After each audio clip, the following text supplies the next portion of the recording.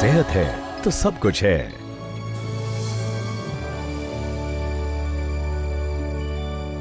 Hello hi, मैं हूँ स्नेह और आपका स्वागत है हमारे स्पेशल प्रोग्राम में जिसका नाम है जॉइंट केयर। फ्रेंड्स, स्पोर्ट्स में इंजरी होना बहुत क्रूशियल होता है। स्पोर्ट्स में इंजरी होना बहुत कॉमन भी है और बहुत खतरनाक भी, क्योंकि इंजरी से रिकवरी ना होने पर अच्छे से अच्छे खिलाड़ियों का करियर खत्म हो जाता है। स्पोर्ट्स पर्सनालिटीज को किस तरह की इंजरी हो सकती है और किस तरह का जॉइंट पेन होता है और इसका इलाज क्या है, तो इन तमाम सवालों के जवाब देने के लिए हमारे साथ जुड़ रहे हैं famous orthopaedic surgeon doctor Abhishek Nerurkar.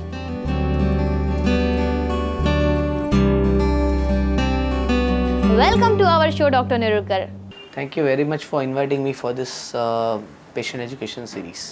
तो डॉक्टर ये बताइए कि कौन कौन से जॉइंट प्रॉब्लम्स स्पोर्ट्स पर्सनालिटीज को होने की संभावना ज्यादा होती है? स्पोर्ट्स पर्सनैलिटीज जो रहते हैं they are involve in high energy activities, jumping, running, athletics, contact sports like football, hockey.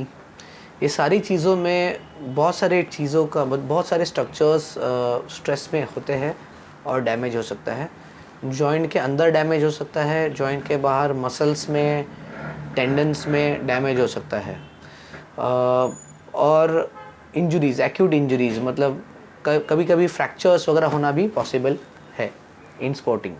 Doctor, muscle और टेंडन प्रॉब्लम की कौन कौन सी समस्या स्पोर्ट्स पर्सनालिटीज को महसूस होती है? तो नी, शोल्डर और एंकल, ये तीन चीज़ें मोस्ट कॉमन है स्पोर्ट इंजरीज़ के लिए।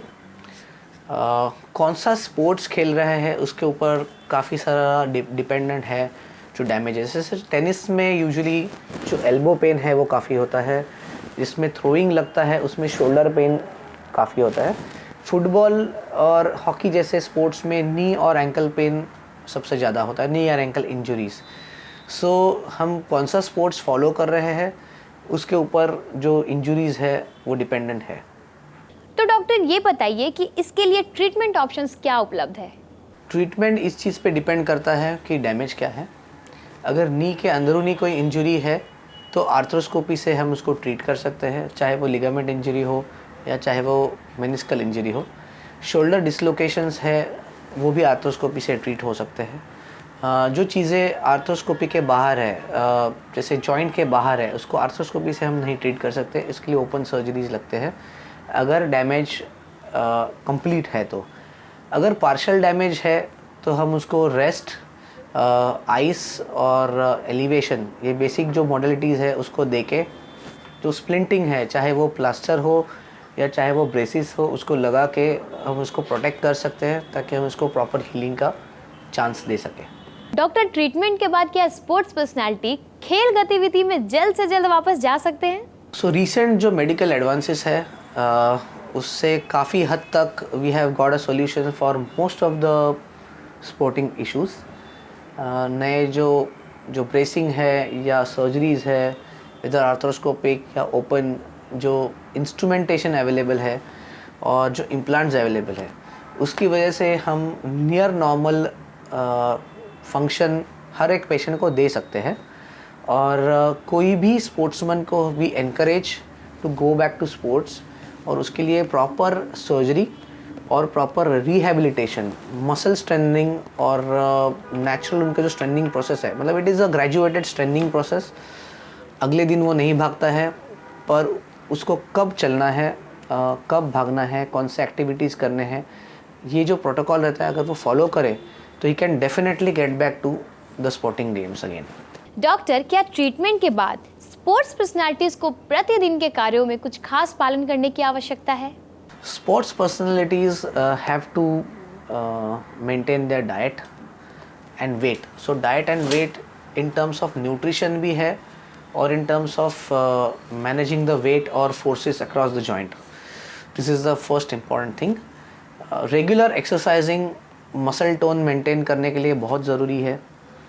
जब हम एक्सरसाइज के बिना कोई भी चीज़ करते हैं तो इंजरीज़ का चांसेस काफ़ी हद तक ज़्यादा रहता है।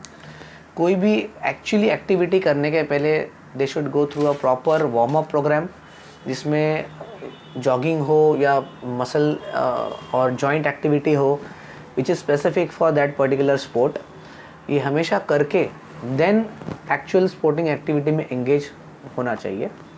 अगर कोई माइनर निगल्स हो, उनको माइनर पेन हो, तो उसको कभी भी निगलेक्ट नहीं करें। आप उनको जाके दिखा के you should get a timely solution. जो भी प्रॉब्लम है उसको सॉल्व करना चाहिए ताकि you get the best outcome और बेस्ट फंक्शन।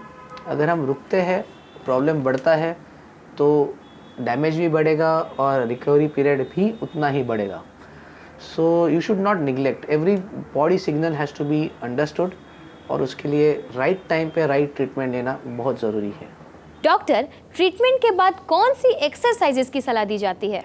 सो एक्सरसाइज जो उन्हें एडवाइस किए जाते हैं, it completely depends on number 1 what is the problem, number 2 what is the current scenario, मतलब उसका ट्रीटमेंट क्या हो चुका है, वेदर सर्जरी हुई है या बिना सर्जरी का जो प्रॉब्लम है वो सॉल्व हुआ है, और सर्जरी के बाद में एक्सटेंट ऑफ द इंजरी, तो हमने रिकन्स्ट्रक्शन किया है, रिपेयर किया है या उस डैमेज चीज़ को निकाला है वहाँ से, उसके हिसाब से एक प्रॉपर ट्रीटमेंट प्रोटोकॉल बनाया जाता है और वो हर पेशेंट के लिए एक डिफरेंट प्रोटोकॉल रहता है विच he has to follow.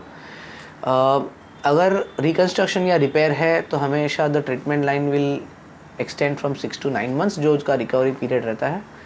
Gradual exercises और स्ट्रेंथनिंग उनको दिए जाते हैं, चाहे वो वेट बेयरिंग हो या फेट्स हो या उनका जो भी थेराबैंड हो। सो थेराबैंड एक्सरसाइजेस, फिर वेट कफ स्ट्रेंथनिंग एक्सरसाइजेस, ये 6 to 9 months के लिए यूजुअली हर स्पोर्ट्समैन को लगता है to get back to their sporting levels.